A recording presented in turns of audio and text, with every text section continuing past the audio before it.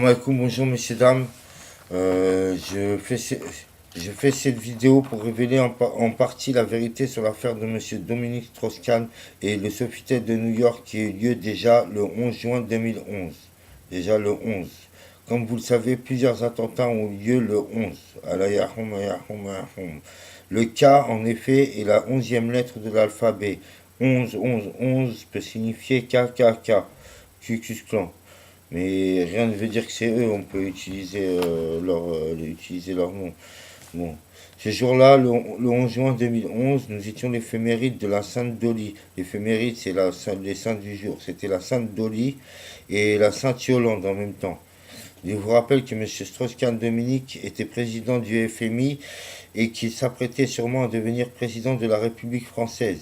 Il était très apprécié avant un décharnement médico-judiciaire. Donc, le 11 juin 2011, nous étions la Sainte Dolly. Dolly est le premier mammifère officiellement à avoir été cloné. Dolly est une brebis de race Dorset comme Dorcel, Marc Dorcel. Nous étions, je vais vous dire pourquoi je dis Marc Dorcel plus tard. Nous étions également la Sainte Yolande et M. François Hollande est devenu président de la République française. Alors que les sondages avant l'affaire du Sofitel donnaient M. Strauss-Kahn gagnant. Pour revenir sur Mme Anne Sinclair, depuis longtemps des gens aux intentions obscures et perverses l'avaient dans leur viseur. En effet, le 11 juin, nous sommes la Sainte Dolly. Dolly est une brebis clonée, mais également une star du monde pornographique sous le nom de Dolly Golden. Une autre actrice bien connue porte le nom de Laure Sinclair. Elle a débuté en s'appelant Maude, puis a changé pour s'appeler Laure Sinclair, faisant référence peut-être à Anne Sinclair.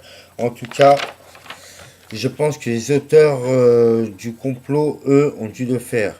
De plus, Madame Anne Sinclair présentait une émission sous le nom de Questions à domicile de 1985 à 1989, précisément 7 mois et 11 jours avant l'affaire du Sofitel de New York, le 11 juin 2011, soit le 31 octobre 2010, M.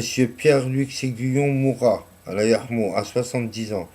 Précisément 7 mois et 11 jours avant l'affaire du Sofitel de New York, ils ont perdu quelqu'un, un ami de la famille qui s'appelait M. Pierre Séguillon à Yarmouth.